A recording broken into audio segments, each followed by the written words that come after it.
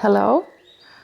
So this is the third video of a video series I didn't know I was going to do, but I keep thinking of new things around this subject. So this is the third part, I guess, about the factors of change. So the first one was about to surrender your will to change, and the second one was about finding presence in order to let whatever happen and to allow the transformation to happen. And this factor is the factor of how something needs to first exist before it can be let go of. So it was actually a patient several years ago that started teaching me about this concept of existence. When it was in the end of the session, and I did this summary of the session and felt all smart and this is what I've seen, blah blah blah. And then he stopped me and he asked, so okay, so is this what you think? Is this what you see? And first I got a bit, nervous. So maybe I understood everything wrong, and how is this going to go? And but then I asked, so yeah, this is what I understood from what you told me, and do you agree with it? And he said, yeah, I do. But it's just I wonder if is this the therapeutic process? Like I tell you things, and then you repeat it back to me, or you tell me what you see, what you hear from what I told you, and then you see if I understand what you say to me, if I understand how you heard what I said. So what he actually, that sounds complicated, but what he actually caught was the process of first of all, how a healthy attachment looks like. So the baby has a response, and the mother or the father sees their response and reflect it back to the baby, who then get an experience of existence. So you can only become when there is someone else that reflecting you back to you. So this is what that patient observed. Like, okay, is this how it goes? I tell you things, you react, and then I react to your reaction. And I said, well, yes. I don't know what I said. I just listened because I thought it was so smart. And I was like, wow, this is like a perfect example, or this is a perfect explanation of what the factors of change in therapy is, because it's an explanation of a baby's becoming into a human and the development, continued development. And so if you haven't had the experience of someone truly reflecting back to you your experience, then you haven't had the experience of how you exist, how your feelings, your thoughts, your experiences and your perception of the world truly exist. And if you haven't had the experience of you existing, there is truly nothing to let go of. So then you cannot change. Then you cannot transform into another existence. You cannot transform into something else if you first don't have the experience of where you are right now is actually not true. Maybe not that's not the right word, but actually exists and is true for you for the moment. Because it might not actually be true. It might be that it's actually not true, that it's only projections say and only your little world, but you have to have the experience of how it exists, how it's there, and even better if you have the experience of how someone else is validating your experience. And again, in a healthy attachment relationship, that happens when the baby and then the child get the experience of what I am experiencing, even though it might not be right, it might not be what I'm supposed to experience. It's still someone on the outside, someone there with me, containing, listening, and validating that my experience actually is there. That it's not only in my head, it's out there, it exists. And when you have that experience of what you say and what you feel, your perception of reality, it exists, that can then unlock the possibility to have another experience and perception of life. It's just very logical. If your interpretation of life isn't allowed to exist, then it cannot be a stepping stone, or whatever you call it. It cannot be a foundation. It cannot go to the next step. This is what I said in the other video. You cannot go to the how before you have stayed in the what. And that goes for here as well. Your experience, even though it's really weird maybe, and it doesn't make sense, it really has to be validated in its existence first, in order for you to have trust to be open to another experience, to another perception of reality, to be open to change, really. So it's not really about, I'm not talking about validating in the form of just listening to someone and understand, and then just agree on everything. That's not it. Because it might be that someone has really misunderstood, the whole the whole thing. And often kids, or kids are very wise, but they are very sensitive. So if the parents sort of look away, they might interpret it as being abandoned, for example. And if that pattern continues, it becomes a reality, and they think it's true that they are always abandoned, and then they start to act in a way that triggers people to abandon them, etc. But kids are very sensitive, and sometimes they sort of exaggerate situations or their own responses to situations. So it's not about just validating everything they say, but it's about really validating the existence of their experience, their interpretations. And since this little kid grow up in an adult body, so you have to do the same then for adults, because they're kids trapped in an adult body. So it's the same goes there. Even though your partner or your friend or whoever it is, when you listen to him or her, and his or her perception of reality is really, well, you don't agree, and you might be, that you discover that he or she projects a lot, for example.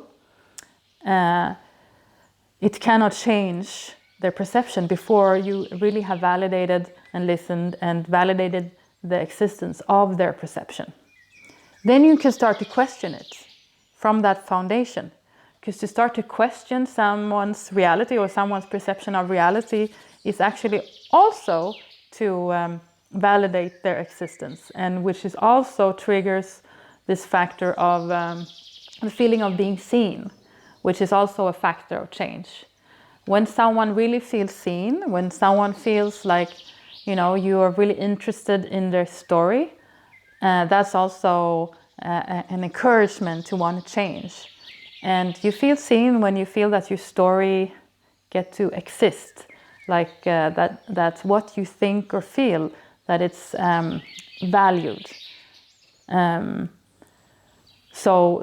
many patients, some patients that has a lot of, has had a difficult upbringing and maybe a lot of traumas, and maybe they they have a lot of projections, are really fragile and difficult people, but have said that, well, one factor for change was that I felt really listened to, like you took me really seriously, like my perspective was valued.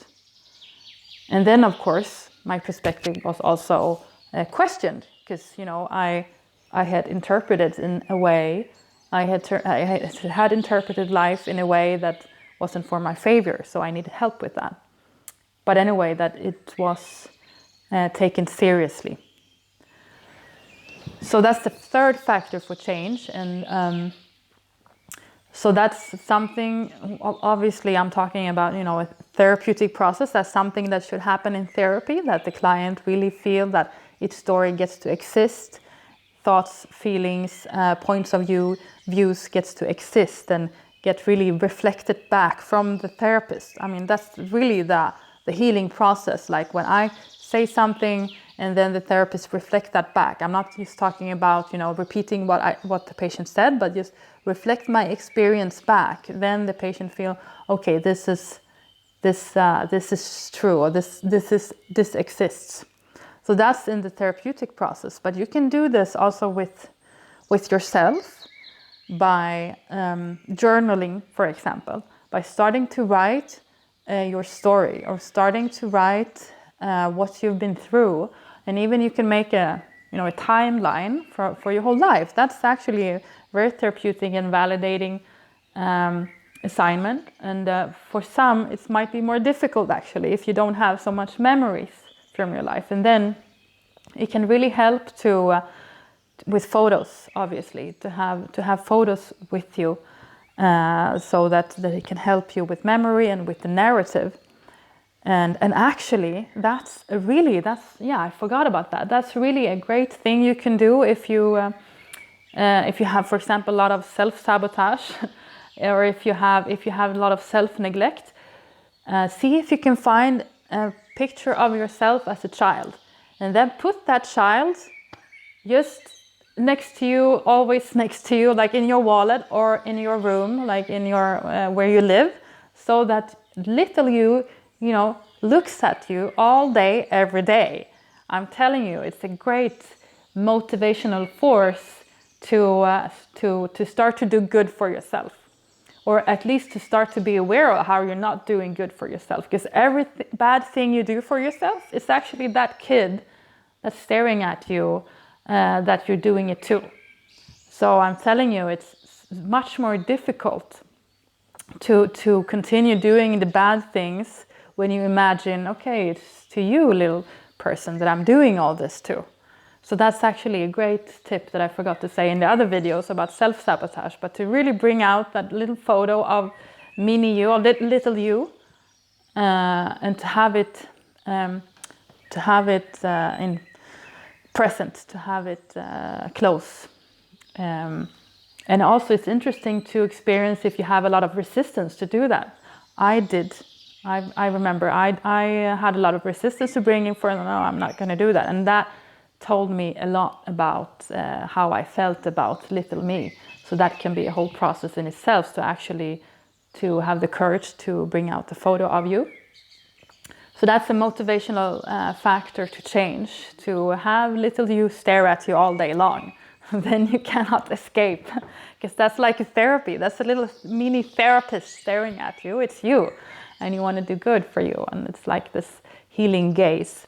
So that's what you can do also to really help you with the experience of that you exist, to bring out these old photos and to make a timeline, or to journal, to write a lot. And of course, it's very efficient if someone else get to read what you write, or get to listen or comment about your story.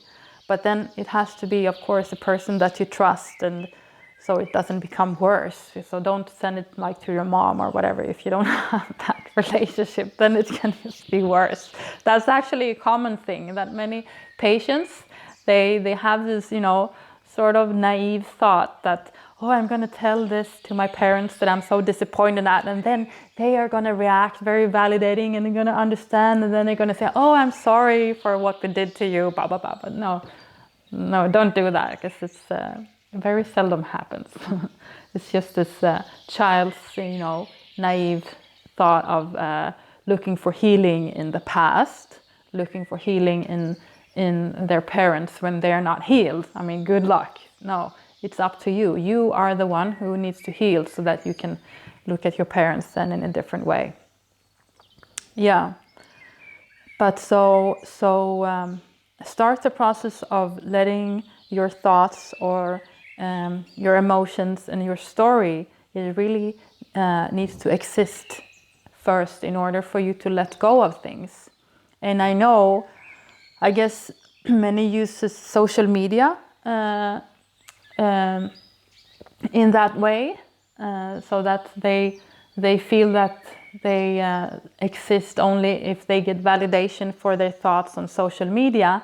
But that process can be a bit shallow, because it doesn't mean that only because you write something on social media, it doesn't have to mean that you really that you yourself really take it seriously what you write. It might actually be that you are most after getting other people's validation. So look out for that. Question if it's like that, then it doesn't work. This is not about getting validation for other people. That's not the thing.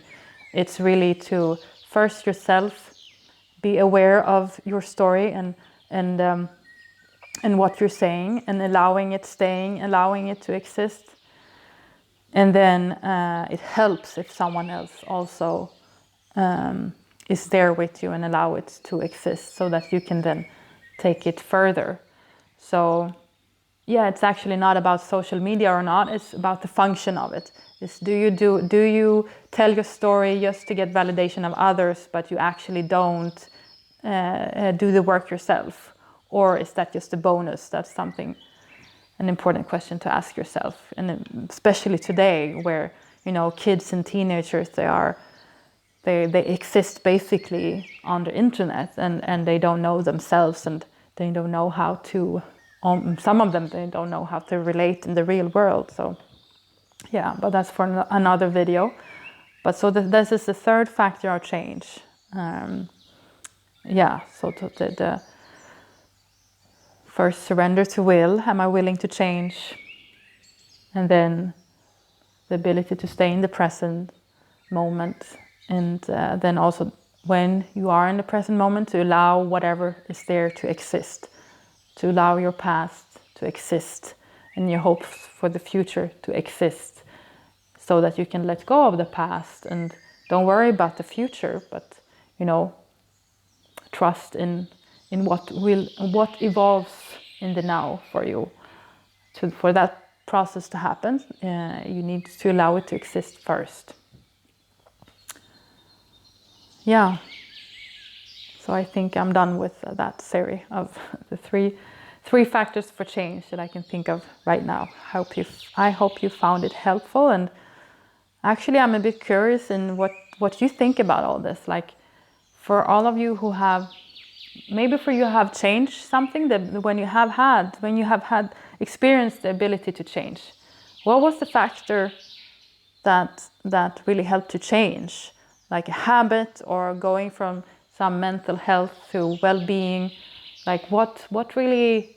Yeah, I'm really curious in that. What was the factor of change for you?